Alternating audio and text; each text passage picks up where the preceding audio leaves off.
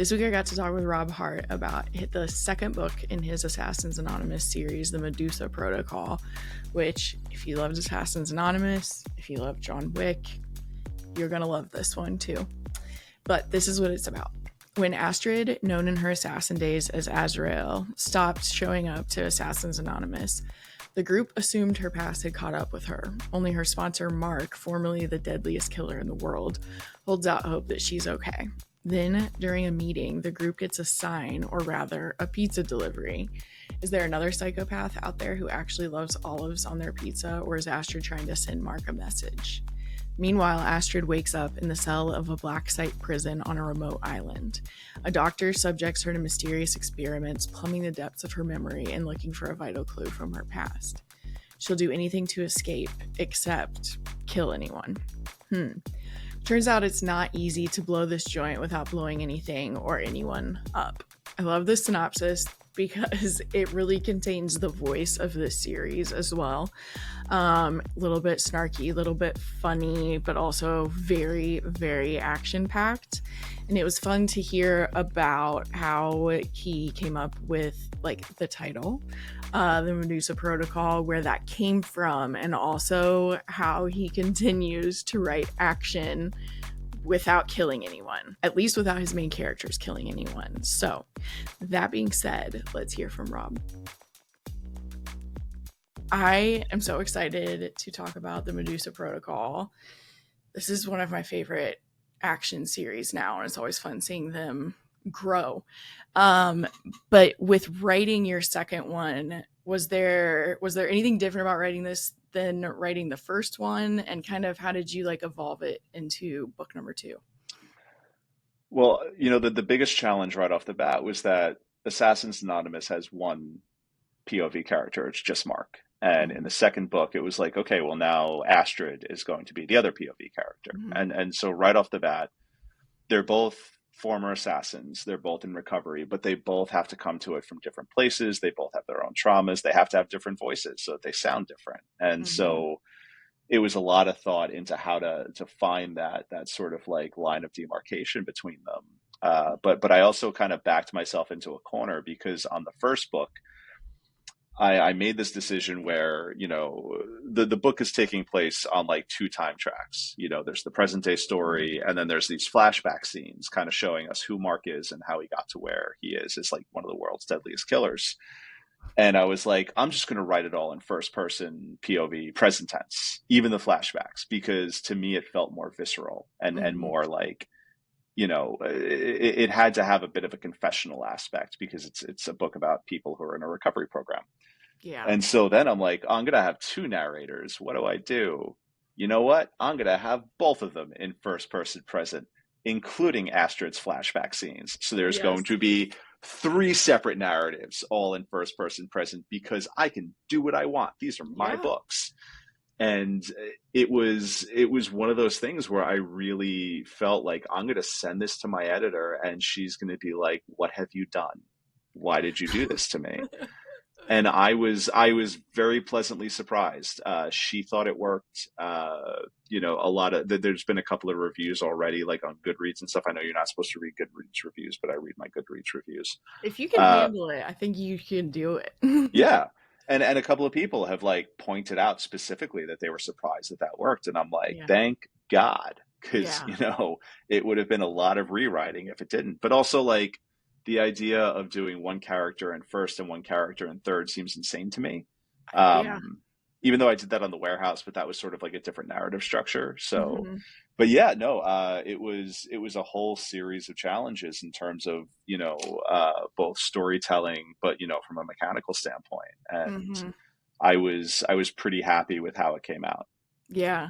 I think most readers don't always even pay attention. I think that's the other part. Some people are just oh, I'm in the next chapter, it's whatever. But that's cool that some people even noticed it.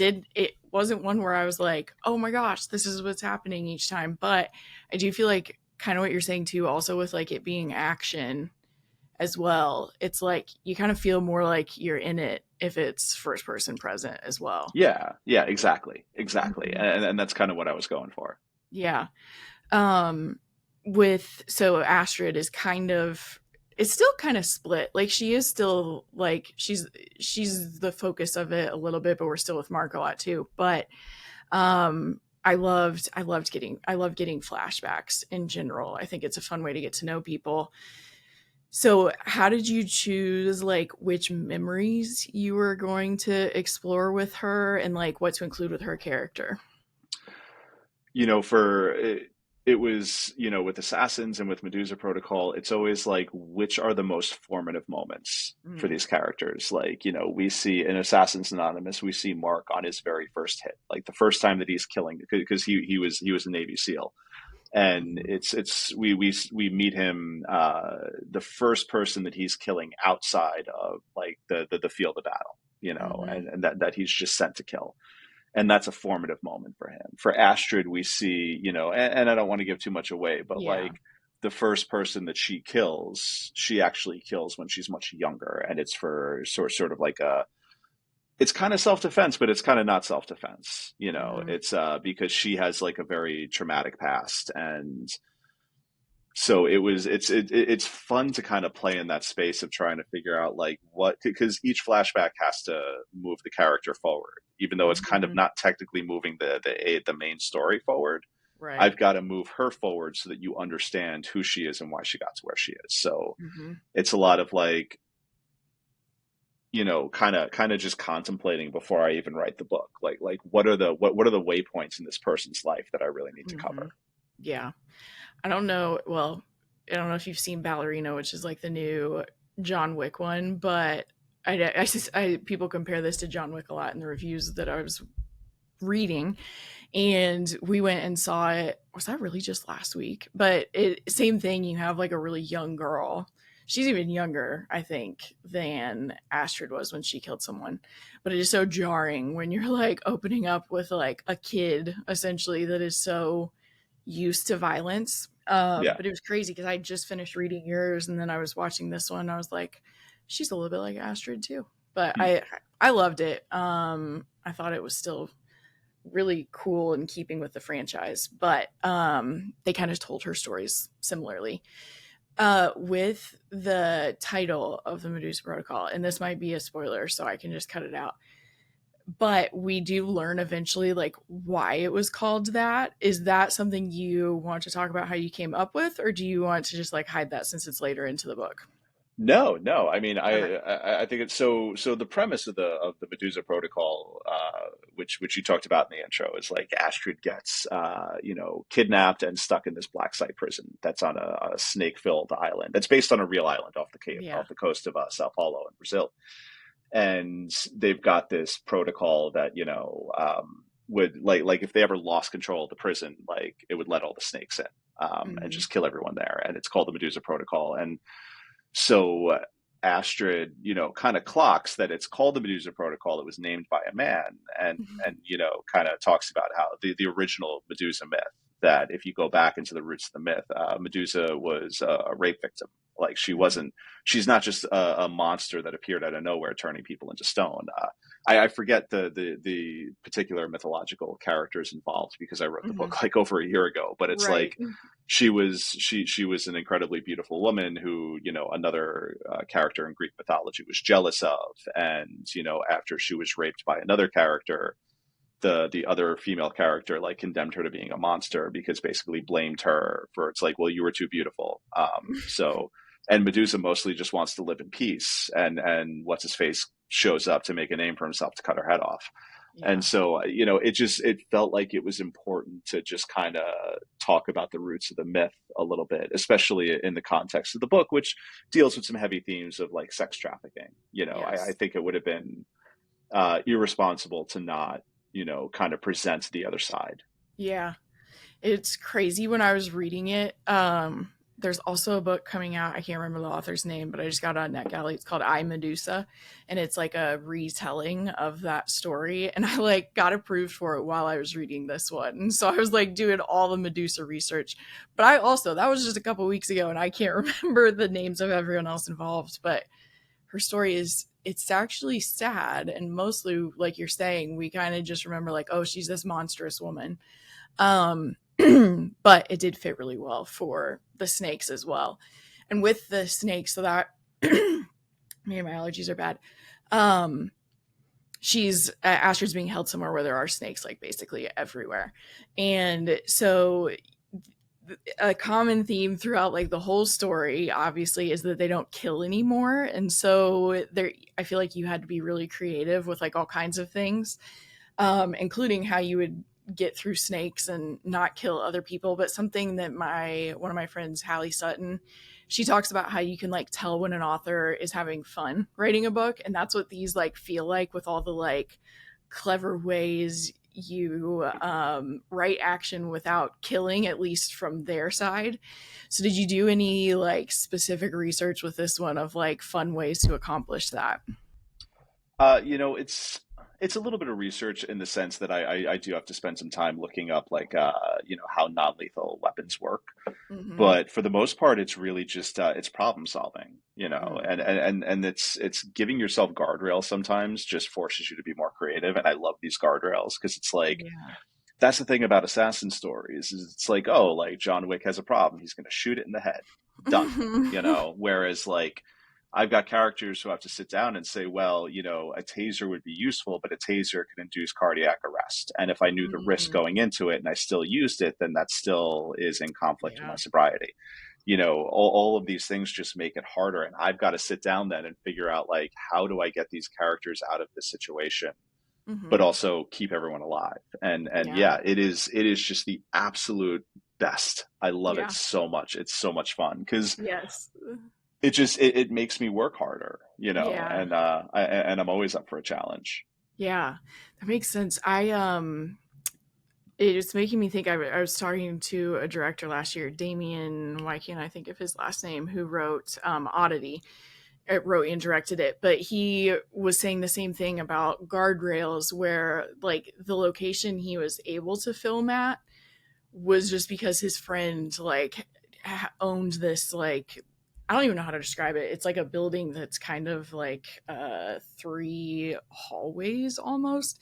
But when I was asking him about it, because I thought it was such a cool location, he was like, I was restricted because that was the only place I could film it. So then when I was writing, I had the restrictions of knowing where I was going to have to film it. And he said that same thing, how sometimes it helps you with creativity because you like know which direction you have to go with it. And I always think that's so fascinating because sometimes people think it needs to mean like think of whatever you want to, but I feel like that could be just as overwhelming sometimes too. Yeah, I mean, probably one of the great examples in film history is Jaws. Mm, The mechanical robot, the mechanical shark, which I think was named Bruce, kept on breaking. So because it kept on breaking, they couldn't use it as much. So they had to.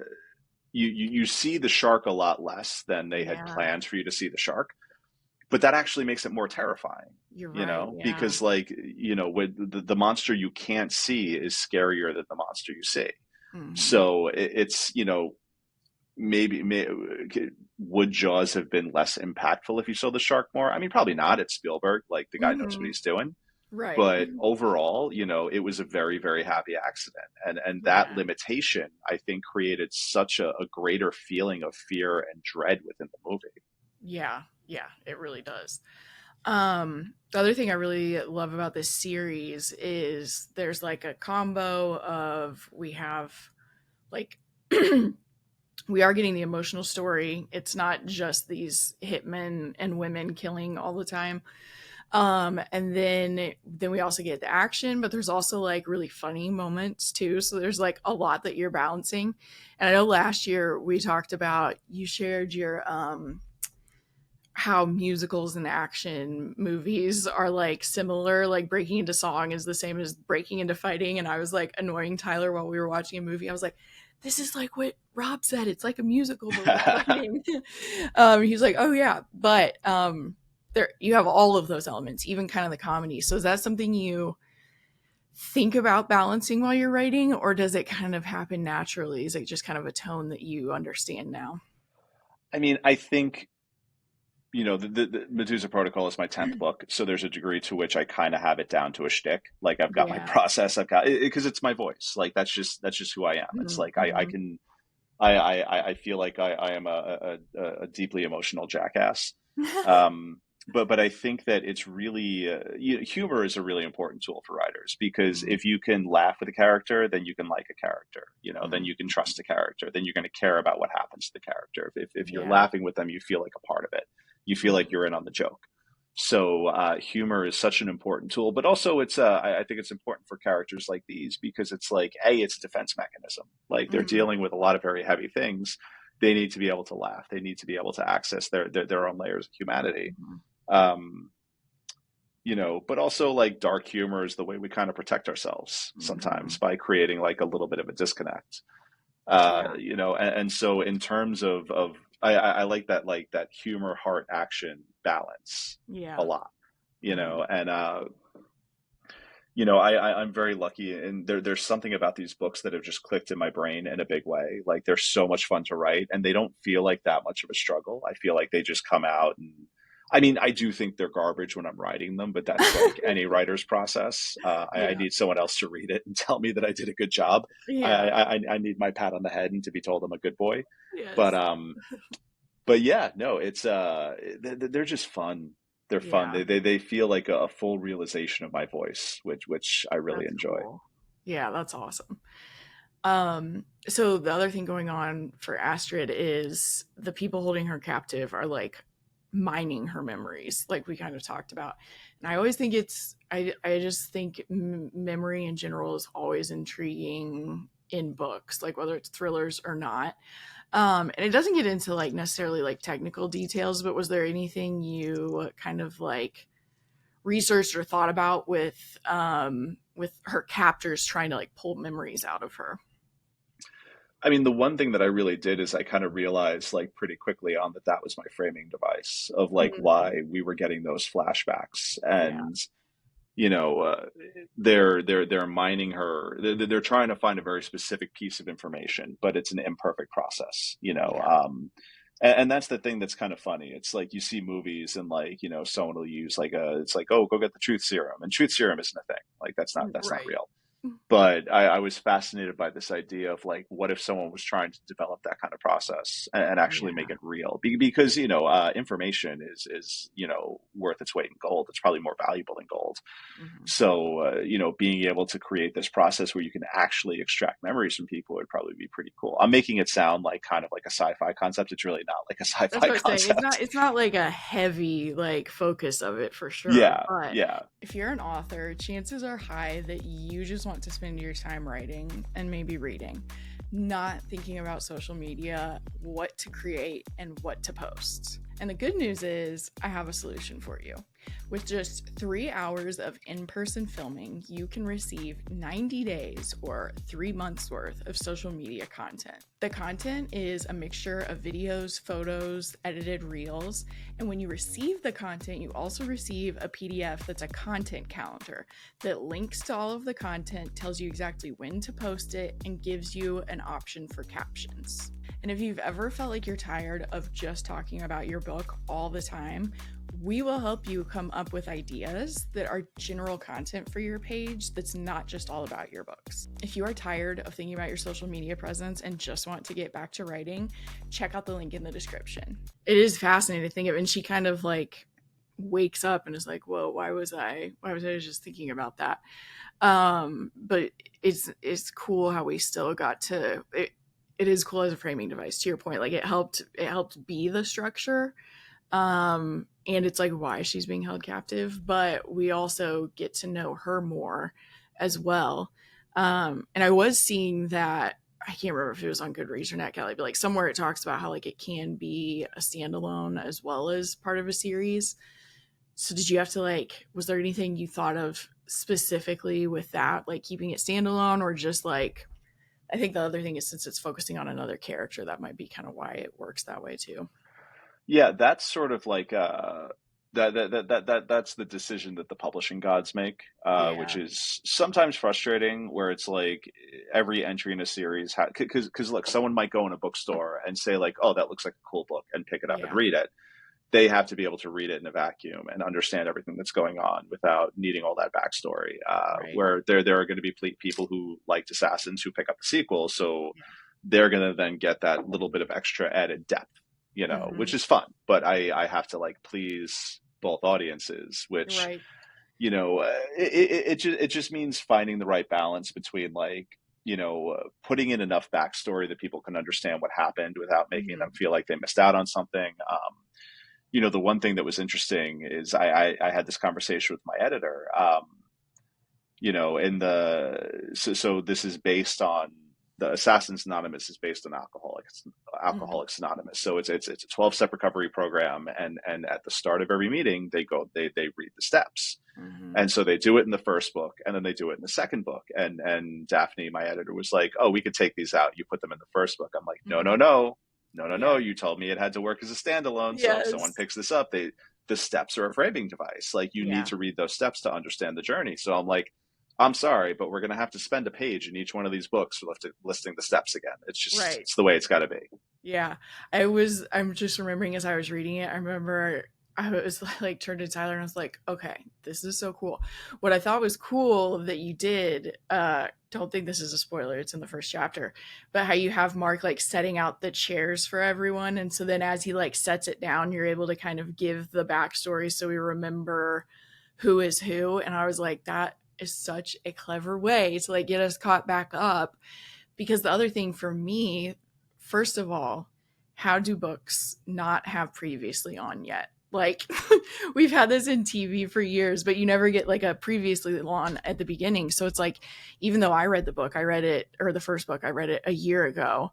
Yeah. So it's like I'm not going to remember everyone's names and necessarily specifically who they were, but I thought that was such an effective way to like even get me up to speed who didn't remember all the character names. Yeah, it's a again, it's a delicate balance. Like you've got Yeah. to do it in a way that feels subtle and not, Yeah. if it's too heavy-handed, again, like someone might say like, like I can't read this now because I didn't read the first one. And like Yeah. asking someone to read one book feels like Mm, a lot. Saying like you I also have know. to read a second, like please do that first. Yeah. It's the same reason that like someone tells me like, oh, you should watch this show. It's great. There's like 6 seasons out. And I'm like, I don't have time for 6 seasons I of TV. know. Like I got a Yeah. kid. Come on. Yeah. Totally. It is the hard part even as a reader. You're right, because it's like sometimes it's hard for me to want to start a series when it's like, oh, there are 12 books, this new one is coming out, or like when publicists will send books and I'm like, I can't go back and read everything though. So it's kind of like the ones that like I love. Yasmin Ongo's was like one of my favorite trilogies as well, but it's kind of one of those where it's like if you catch it at the first book, like you're saying, it's less intimidating to get into the second one Yeah. as well. I know you have the third one kind of finished, right? Was that even what I saw in one of your stories? It's well, I Or finished it it's and sent it to my the editor, and now draft? she's gonna make it good. Yeah. Um, but yeah, yeah, no, the third one is done. It's in. It's called Three Hitmen and a Baby, and it Yes. is. The first book is obviously pretty heavy. The second book deals with Hmm. themes of like sex trafficking. So again, heavy book. So Yeah. for the third one, I'm like, I'm just like, this is going to be a reward for everyone who's stuck with the series. This is going to be a romp. This is going to be funny. And then Nice. by halfway through, I was like, oh no, this is emotionally devastating. What have I Oh. done? Um, so, I'm really happy with where it fits into the series, and it Yeah. was a really fun book to write. And so I'm eagerly awaiting my editor's notes to see what she thinks as to whether or not, because everything I write is garbage until someone tells me otherwise. I get it. Yeah. Yeah. I'm excited. I love the title. The title made me think it was probably somewhat funny too, but I mean all of them are as well. But yeah, even just the titles, it has me excited. I have been asking people if they've read anything recently that they loved. I don't know if you've just been a writing Oh mindset man, or if you've read anything. I have been so underwater that I haven't been Yeah. doing a ton of reading recently. Yeah. I did recently read Lena Chern's new book. She write God, I'm forgetting Play the Fool, I think. It's the second in her series. They're like Oh, tarot okay. mysteries. Really, really good. Oh She's yeah, I she's saw you post fantastic. that. I saw the cover was cool. Now you said Yeah, tarot. yeah. And she has such a cool narrative voice. I really love it. Yeah. King of Ashes by S.A. Cosby just came out. And, once again, Sean killed it. Yeah. Thrilled for him. That is such a good book. I read that. He sent it to me when it was still a Word document. So I read it Oh, like wow. 7 or 8 months ago, but I Yeah. absolutely loved it. It's so good. Yeah. Um, and yeah, I've got kind of like a giant pile of books that I Hmm. need to get through. I'm really excited. There's this book called No Man's Ghost by Jason Powell, which just Okay. came out from Datura. And what's cool about that is that it's a sort of mystery book set in the New York City Fire Department, and the Ooh. narrator is a firefighter. And my dad was on the job for like 30 years, Oh, wow. so it's pretty cool. Like I've never read a firehouse mystery before, I so haven't either, now that you say that. yeah. I'm excited to dig into that. I think that's going to be really awesome. I'm thinking by August I'll probably be able to read books again. Right. It's hard because I'm I sure it turned in, is. yeah, like I turned in Three Hitmen and a Baby. I'm now working on the sequel to Detour. Yeah. And Oh, nice. I'm really trying to haul on a project where I'm Yep. trying to write like a YA middle grade book for my Whoa. daughter, because she keeps on she keeps on asking. Oh, She's like, "When are you going to write a book that I can read?" And I'm like, "Okay, that's a good okay, point. kiddo." Well, she's 10 and she's a great little reader. Like she Yeah. loves reading and she's so good at it. Like she's such a smart kid, and I feel Hmm. like it would be so cool to write something for her. And Yeah. I've got like a fantasy idea that I really, really love, and I think it's a lot of fun. And it's also kind of rooted in like Irish and Celtic mythology, and our family is Ooh. Irish, and so it's a cool way for me to sort of like tap into my roots a little bit, but for her to learn a little bit more about them too. Because Yeah. like her mom is Jewish and she's in Hebrew school, and Wow. she's really getting like a really strong foundation there on that side of her heritage. But like other than going to the St. Patty's Day parade, like we're Yeah. not really doing much Irish stuff. Yeah. So I think it's an opportunity for us both. And so That's cool.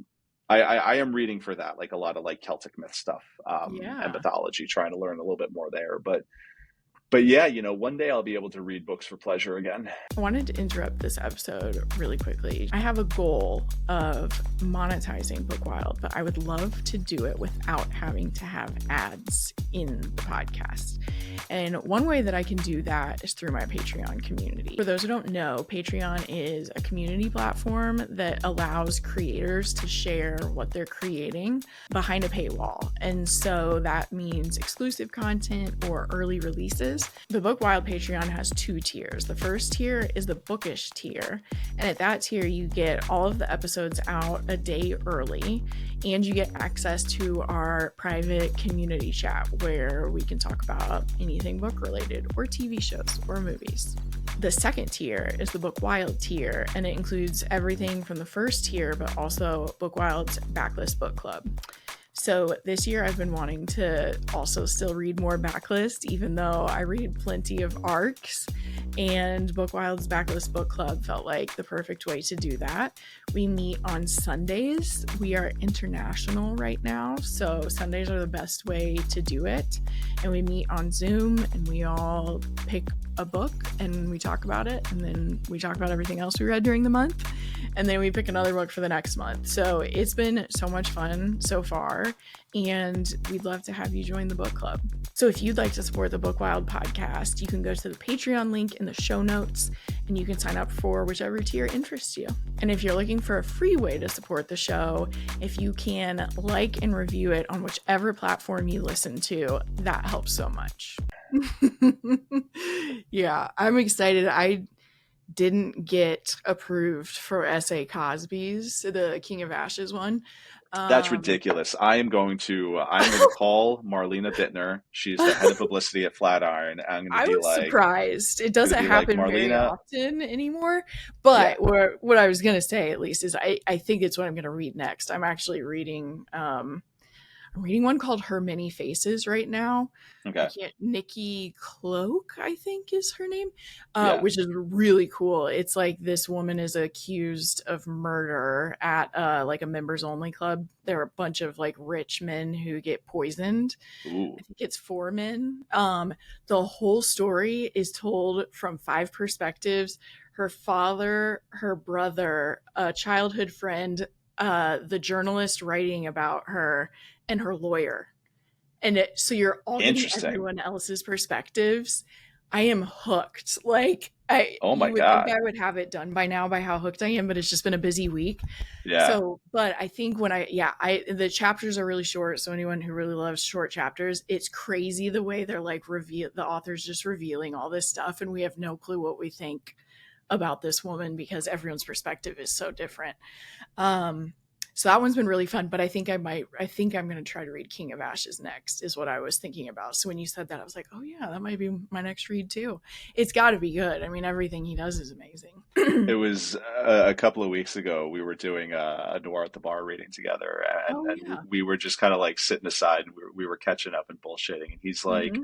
and look, like Sean is God right now. Like his books do so well. He gets such great coverage, and he absolutely deserves it. He's still like Yeah. one of the nicest guys in the business. But we're also like giant balls of insecurity, like every Right. author is. Yeah. And we were, and he's like, yeah, man, I'm just like, I'm a little worried that, like people might not connect with this one because this is a really dark book. I'm like, dude, like your other books were like, The They Hungry weren't like walks in Caterpillar. the park. Yeah, it's like you're not writing cozies, my friend. Like, No. I think your readers are going to be able to. Also, like All the Sinners Bleed was a dark book. It's Very about a dark. serial killer killing children. I'm like, Yes. you are King of Ashes. King of Ashes is a dark book. I Yeah. was like, if your readers walk into that and they find themselves Yeah. blindsided, then they need help that I can't give them. I agree. I completely agree. Like, you're not expecting his to even really make you laugh. Like, that's not even necessarily a part of it. Yeah. But I'm excited. I see everyone who reads it loves it, and I'm like, all right, I think I'm gonna be able to fit this one in. I think I'm through all of my June ones on NetGalley, so I think I can read a. That's not even a backlist. I can read a non-NetGalley one next, basically. Yeah. So I'm excited. But where can people follow you to stay up to date on everything? My website is robwhart.com, and from there you can get to my Blue Sky, my Instagram, my Mhm. Substack, which is where I'm probably like most active these days in terms of just writing whatever dumb thing comes into my head. Yeah. And yeah, Medusa Protocol is out June 24th. Mhm. Then Detour is out January 13th. And then Three Hitmen and a Baby presumably will be out next June. So it looks Yeah. like I'm going to be on a June release schedule for the Assassins books. There's going to be at least two Detour books, possibly a third, and I'll be a January release schedule for those. So, good. A little bit of breathing room between them. You've got a little bit of breathing room. That's like A little it's bit. just a little bit. Yeah. Yeah.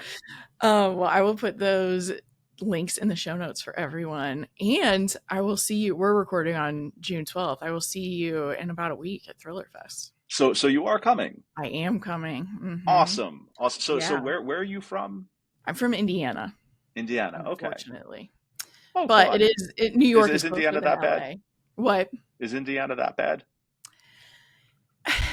I mean, there's lots of ways to answer that question. It's very conservative, so there's Oh that. yeah, okay, that's bad. That's It's bad. extremely conservative, and there's nothing happening here. But the cost of living is low, so there's Yeah. the pro, I guess. No, that and that's a huge pro. Like I just moved, Yeah. I was born and raised on Staten Island. I lived there my whole life, and I just moved to Jersey City because it was like, you know what, I'm done. I'm done with paying a premium to say I And you're live in New still York so City. close there My to commute New is York. almost exactly the same. If I Yeah. want to go into my office or it's an Yeah. extra 15 minutes in the morning driving my daughter to school, and Right. I could live with that. But um, That's worth but it. I'm so glad that you're coming to Thriller Fest. Yes. We're gonna have to I'm get so together and hang excited. out for a bit. We have to, for It's sure. it's a good time. It's an expensive time, but it's a good It time. is. It is. We figured it out. Yeah. Well, I'm excited for all of the next books too. So we'll be Well, talking thank about you. Three Hitmen and a Baby in about a year. Awesome.